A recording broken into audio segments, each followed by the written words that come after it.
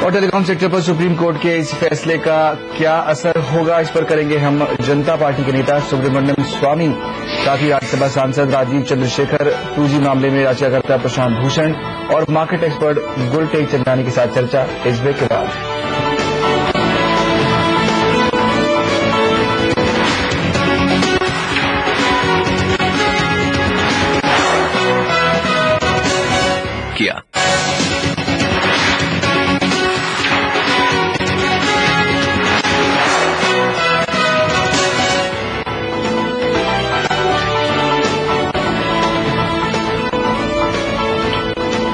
Supreme court ने आज 2G मामले में बेहद अहम फैसला सुनाया है। ए राजा के कार्यकाल में दिए गए सभी 122 लाइसेंस रद्द करने का आदेश दे दिया गया है।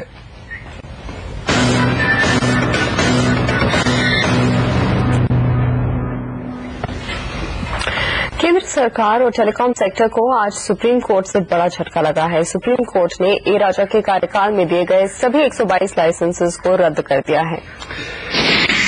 टेलीकॉम सेक्टर पर सुप्रीम कोर्ट के इस फैसले का क्या असर होगा, इस पर चर्चा करने के लिए कार्यक्रम में हमारे साथ जुड़ रहे हैं जनता पार्टी के नेता सुब्रमण्यम स्वामी, राज्यसभा सांसद राजीव चंद्रशेखर, 2G मामले में याचिकाकर्ता प्रशांत भूषण और मार्केट एक्सपर्ट गुलटेग चंदानी। आप सभी का स्वागत है।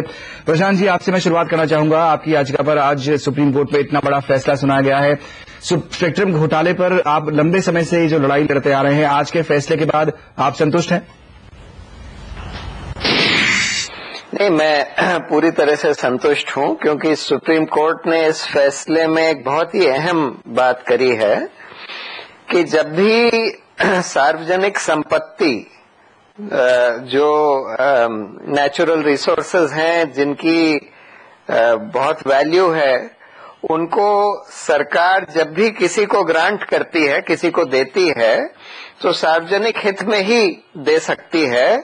और अगर वो किसी कंपनी वगैरह को दिया जा रहा है, तब फिर उसको पब्लिक ऑक्शन से ही देना पड़ेगा, जिसमें पूरी पारदर्शिता होनी चाहिए।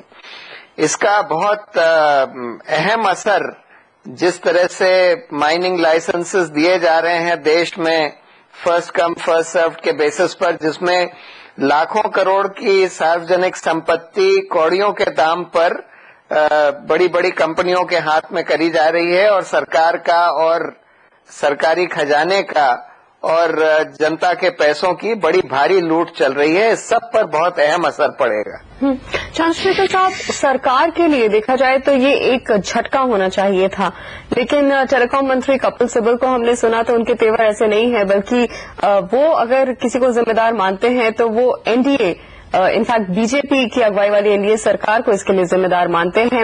आपको सरकार की इस दलील में कितना दम दिखता है? देखिए, ये जो पिटीशन था प्रशांत भूषण जी की petition was to deal with the illegality of the licences.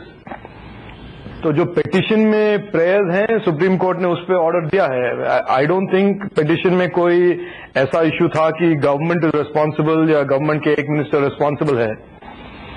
तो अगर पिटीशन में ये मुद्दा उठाया नहीं गया तो supreme court cannot rule on it. So this is, I think to say that the government is not responsible or is responsible is beyond the scope of this petition. Subramanian Swamy ji को आना चाहूंगा यहाँ। स्वामी साहब, सरकार जो तर्क दे रही है अपने बचाव में, आप कितने सहमत हैं? आप क्या कहेंगे कपिल सिब्बल ने जो आज कहा है उस पर? अब कपिल सिब्बल ने जीरो लॉस का कहा था, उसका तो हंसी मजाक हुआ है। आज सुप्रीम कोर्ट ने कह दिया कि बहुत बड़े मुनाफा इन्होंने नाजायज रूप से कमाया है, इसीलिए लाइसेंस को कैंसिल करना आवश्यक है। अब उनको बेशर्म हो गए हैं, उनको तो माफी मांगनी चाहिए सारे देश से और इस्तीफा देनी चाहिए कि मैंने इतना बड़ा गलती की है। तो आज वो कहते हैं कि चिदम्बरम निर्दोष है। तो क्या इसका कोई औचित्य नहीं है? क्या उसका कोई वजन कोई दे सकता है? ये इनको आगे कर देते हैं और वो गोली खाते हैं, इतना ही है। आपको क्या लगता है, सुप्रीम कोर्ट के आज के फैसले को सरकार के लिए एक सेटबैक के तौर पर देखा जाना चाहिए? आई थिंक इससे ट्रांसपेरेंसी तो डेफिनेटली बढ़ गई है। नेसेसरली मार्केट पे जो इफेक्ट सुबह में आया था, उसके बाद तो कोई इफेक्ट भी नहीं है। एंड अब तो इन्वेस्टर्स जो भी फॉरेन के हैं, वो definitely they will kick the tyres, उसके बाद ही इन्वेस्ट करेंगे, which is a good thing, because ये एक हाथ से लेके दूसरे हाथ से you make billions. I think that transparency has now come in, and which is a good thing for the nation itself, and even the people in governance. वो एक सोच के एक कदम लेंगे जब भी लेंगे कि किस तरह से ये बाधाएं जो अभी दिख रही हैं वो नहीं आए, और कोई भी चीज हो तो ultimately everybody gets a fair play in this whole thing. So my thinking is this is a event which is very good from a transparency perspective. I think accolades to Prashant Bhushan ji and Subramaniam Swamy and the others who have helped them in this, and they have put really the whole telecom business in front of us. हमको भी इतना नहीं समझता कि ये first come first serve में कितने अंदर मिसचिफ था.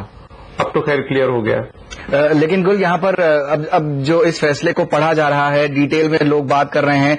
एक जो रीडिंग है वो ये कहती है कि सरकार जो पहले ही फैसले लेने में देरी कर रही थी वो शायद अब और ज्यादा सुस्त पड़ जाएगी. आप इस फैसले को ऐसे देखते हैं या फिर ऐसे देखते हैं कि शायद अब इतना बड़ा फैसला आ जाने के बाद यहां से और पॉजिटिव मूव दिखेंगे सरकार की तरफ से? नो, अभी ये 2G का मामला तो it's I think pretty much over. It's a dead horse. वो एक साल से जो चल रहा था, अब यहां से गवर्नमेंट नेसेसरली और अपना परफॉर्मेंस दिखाने चलेगी, और आपको ये शायद definitely after these 5 state elections जो अब खत्म हो जाएंगी उसके बाद ही आपको देखने को मिलेगा. और ऑब्वियसली बजट में भी आपको ये नजर आएगा कि एक पॉलिसी डायरेक्शन हो रहा है, और आई थिंक थोड़ा सोच के करेंगे कोई भी कदम. This was nothing to do with exactly a policy matter. This was basic sale of spectrum, and now it has been well laid down principle कि एक ऑक्शन से बेचा जाना चाहिए. चलिए, यहाँ पर हम एक ब्रेक लेंगे, लेकिन चर्चा जारी रहेगी. कहीं मत जाइए, 2 मिनट में लौटते हैं.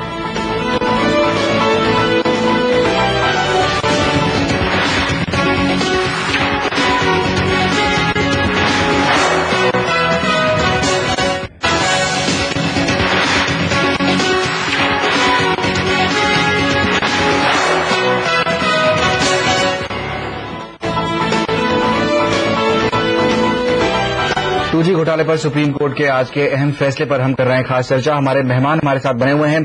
सुब्रमण्यम स्वामी साहब, जिस तरह से आज करीब 122 लाइसेंस जो आज रद्द हुए हैं, ऐसे में आपको नहीं लगता कि इंडस्ट्री के लिए खासतौर पर एक कड़ा मैसेज यहां पर दिया गया है? बिल्कुल, हमने दुनिया को बता दिया है कि आना है हिंदुस्तान में तो आप साफ सुथरा काम करिए. यहाँ के भ्रष्ट लोगों के साथ मिल करके हमारे देश को लूटिए मत, और बाद में कहिए कि गवर्नमेंट का पॉलिसी ऐसी थी. आज हमने बिल्कुल साफ कर दिया, विदेश से सारे स्वागत है, परंतु यहाँ ईमानदारी से काम करनी चाहिए. भूषण साहब, क्या मानना चाहिए, इस फैसले के बाद टेलीकॉम सेक्टर से जुड़ी हुई जो भी गंदगी थी वो साफ हो गई है, या फिर अभी आपको लगता है कुछ और मामले सामने आना बाकी है? हम बिजनेस के लिहाज से बात कर रहे हैं, हो सकता है कि राजनीतिक मामले सामने आते रहे. नहीं, अभी बिल्कुल साफ नहीं हुए हैं, क्योंकि जो पहले के टेलीकॉम ऑपरेटर्स थे उनको फ्री में स्पेक्ट्रम दे दिया गया था. 1999 से ही ये सिलसिला चलता आ रहा था, जिसको हम लोगों ने दिल्ली हाईकोर्ट में चैलेंज किया हुआ है. 2 साल से ये हमारा केस लंबित है, जिसमें हमने बोला है कि ये जो स्पेक्ट्रम दिया गया था ये वापस लेना चाहिए. उस समय के ऑपरेटर से बिना किसी प्राइस के, बिना किसी ऑक्शन के उन सबको एडिशनल स्पेक्ट्रम दे दिया था जो उस समय के लाइसेंसीज थे. ये भी गलत है. तो इसलिए टेलीकॉम में बहुत सारे घोटाले हुए हैं.